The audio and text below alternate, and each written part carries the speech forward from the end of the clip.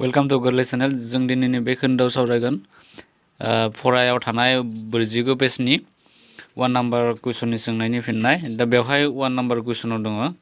आं 1 नाम्बार कुइसनखौ फरायसा बिथांमोननो खनसे दिन्थिनानै जाबाय। बेवहाय 49 पेजनि 1 नाम्बार सोंनायाव दङ सडियाम, अक्सिजेन आरो मेग्नेसियामनि इलेक्ट्रन फोथा दाथायखौ लिर। दा बेनि फोथा दाथायखौ लिरनो होदो। दा बेनि पेज नाम्बार बे 49निमोन 49 पेज नाम्बारनि दा गिबि 1 नाम्बारनि 1 नाम्बारा जागोन। दा गिबियाव जोंखौ बुंदोंमोन मा सडियाम, अक्सिजेन आरो मेग्नेसियामनि इलेक्ट्रन फोथा दाथायखौ आखि।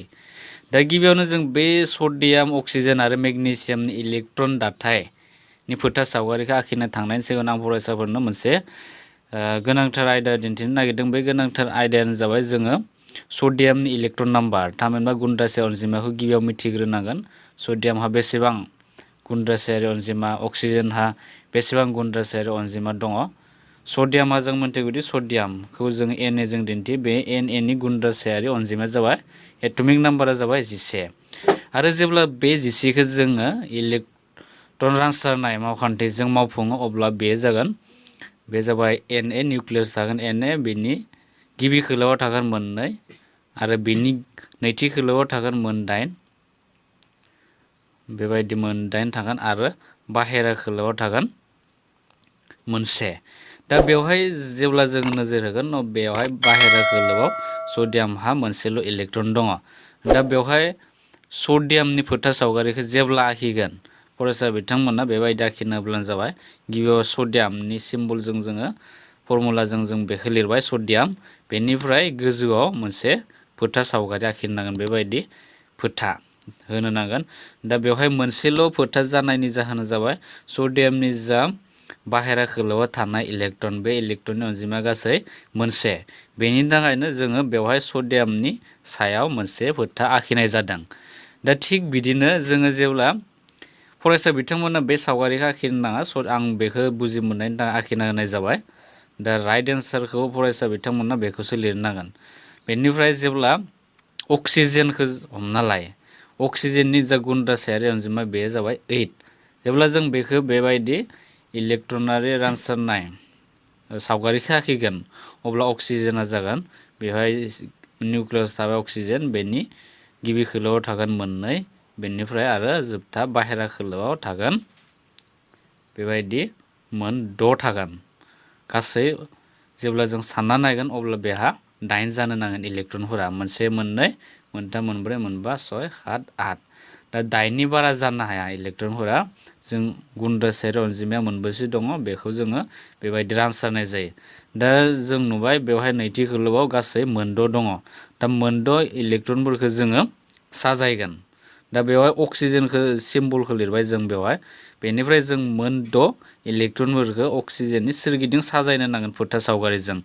दा जेब्ला जों साजायगोन बेखौ जों बिदि साजायनाय जाबाय, फोथा सावगारि होनाय जाबाय। बेबायदि जों अक्सिजेननि सोरगिदिं बे मोन 6 इलेक्ट्रनफोरखौ दिन्थिनाय जाबाय। थिग बिदिनो जों मेग्नेसियामखौ जेब्ला जों दिन्थिगोन, मेग्नेसियामनि जा गुन्द्रासायारि अनजिमा, बे गुन्द्रासायारि अनजिमाया जाबाय 12 एटमिक नाम्बार। बेखौ जों जेब्ला साजायगोन बे इलेक्ट्रनारि रानसारनायाव बेयाव गिबियाव मोननै थागोन, बेनि बाहेरा खोलोआव मोनदाइन थागोन सेकेन्ड खोलोआव, बेनिफ्राय आरो जोबथारनाय खोलोआव थागोन, जोबथारनाय खोलोआव बेहा मोननै थागोन। गासै बेखौ साननानै नायोब्ला फरायसा बिथांमोना बे मोन 12 गुन्द्रासायारि अनजिमाखौ मोनगोन। आरो बेहा जोबथारनाय खोलोआव मोननै इलेक्ट्रनफोर दङ आरो बे मोननै इलेक्ट्रन थानायनि थाखाय जोङो बेनि जा फोथा सावगारि मेग्नेसियामनि, बे मेग्नेसियामनि फोथा सावगारिखौ जोङो बेबायदि आखिना होनो हायो। दा बेफोरनो जाबाय बे 1 नाम्बारनि सोंनायनि फिननाय। 1नि इलेक्ट्रनारि फोथा दाथाय सडियामनि बे, अक्सिजेनना बे आरो मेग्नेसियामना बे। थिग बिदिनो जोङो 1नि 2खौ जों सावरायनि। बेवहाय पेज नाम्बार बे 49नि 1नि 2 नाम्बार कुइसना बुंदों। आं कुइसनखौ फरायसा बिथांमोननो दिन्थिना होनाय जाबाय।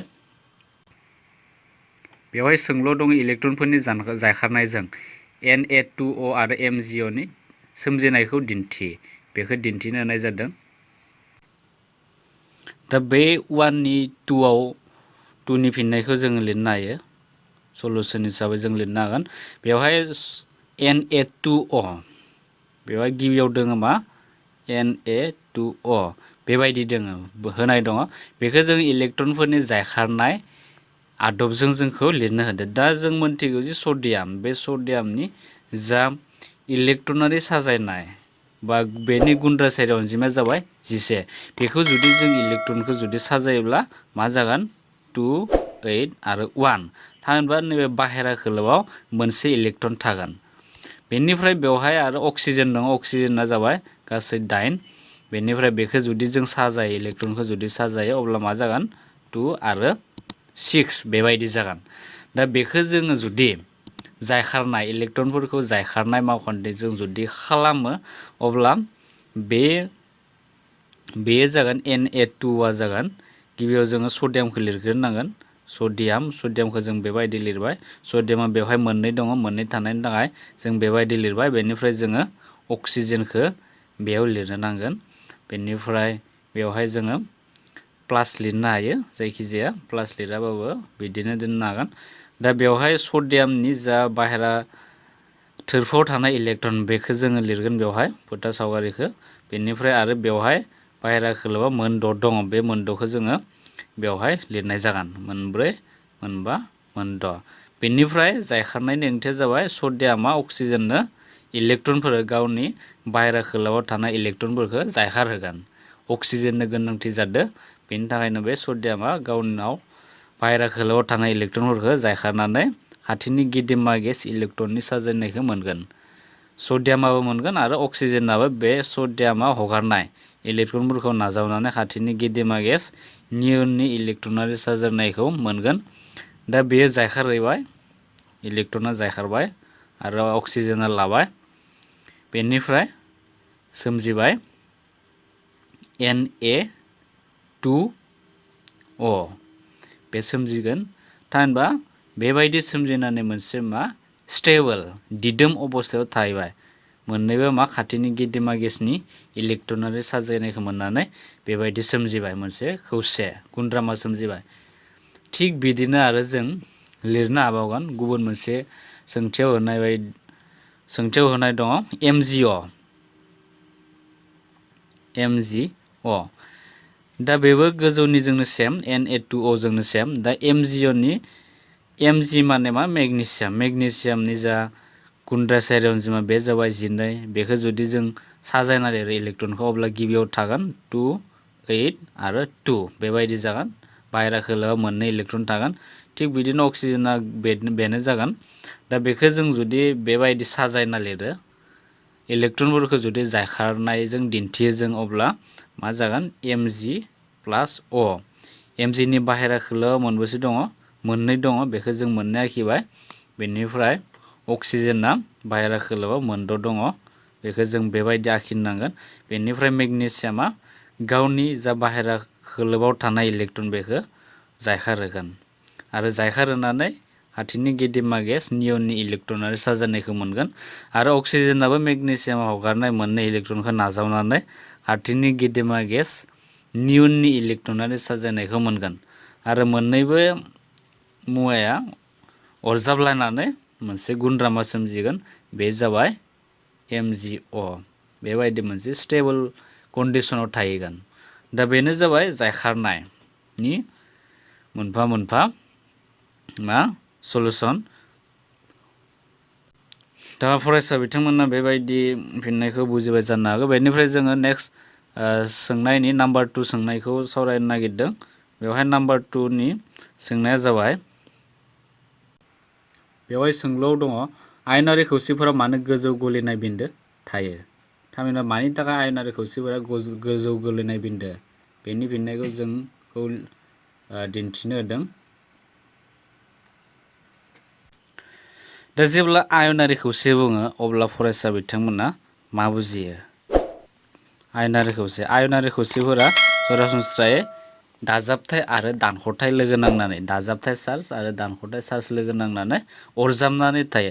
दा बेवहाय जोङो गोजौनि जा सावरायनाय MgO बेवहाय Mgआ जाबाय दाजाबथाय जानानै दङ आरो अक्सिजेना जाबाय मा दानख'थाय जानानै दङ। थामहिनबा बे गोजौनि जा एग्जाम्पल बेयो मा जागोन Mg+O बेबायदि जाबाय। बेनिफ्राय बेबायदि जानानै मा सोमजिदो बेवहाय मा जागोन Mgआ 2+ आरो नैबे जागोन 2-। थामहिनबा Mgआ मोननै इलेक्ट्रन अक्सिजेनाव हगारहरदो बेनिखाय 2+ माने दाजाबथाय आयन सोमजिबाय आरो अक्सिजेना 2- माने मोननै इलेक्ट्रन नाजावदो बेनि थाखाय बे दानख'थाय जाबाय। बेनिफ्राय आरो मा सोमजिगोन बे Mgआ सोमजियो बेखौनो बुंनाय जायो आयनारि खौसे। थामहिनबा दाजाबथाय आरो दानख'थाय जुदि थायोब्ला बेखौ आयनारि खौसे बुंनाय जायो। दा बेवहाय सोंलुनि बायदिब्ला आयनारि खौसेफोराव मानो गोजौ गलिनाय बिन्दो थायो बेनि जा गेबेंफिननाय थार फिननायखौ जुदि जों लिरनो गोनां जायोब्ला अब्ला फरायसा बिथांमोना ओरैबायदि लिरनो हागोन। आं बेनि जा फिननाय बे फिननायखौ बुंनानै होनाय जाबाय आयनारि खौसेफोराव केटायन आरो एनायननि गेजेराव मोब्लिब थादोम बोगथाबनाय बोलोआ जोबोर गोख्रों। बेनि थाखायनो आयनफोरखौ आलादा जाहोनो थाखाय थोजासे बिदुंनि शक्तिनि गोनांथि जायो। बेनि थाखायनो बिसोरनि आवलि सिमाया एबा गोजौ गलिनाय बिन्दो थायो बेबायदि लिरना होब्लानो जागोन। थामहिनबा बेफोर मा दा बे बिदिन्थियाव जोङो नुनो मोनदों बेवहाय दाजाबथाय आरो दानख'थाय लोगो नांनानै मोनसे बोगथाबमा बोलो थामहिनबा बोगथाबनाय बोलो सोमजिनानै बिसोर गावजों गाव अरजाबलायना थादों। बे अरजाबलायना थानायखौ जों होखारनो थाखाय गोबां बिबांनि गोजौ गलिनाय बिन्दोनि गोनांथि जायो। बेनि थाखायनो आयनारि खौसेफोराव गोजौ गलिनाय बिन्दो थायो होननानै जों लिरनो हायो। दा बेनो जाबाय बिदिन्थि।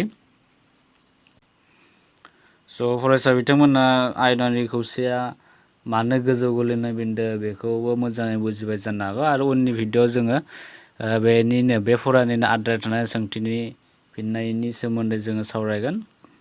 दिनैनि थाखाय बेखिनियावनो दोनथ'बाय। Thank you for वाचिं।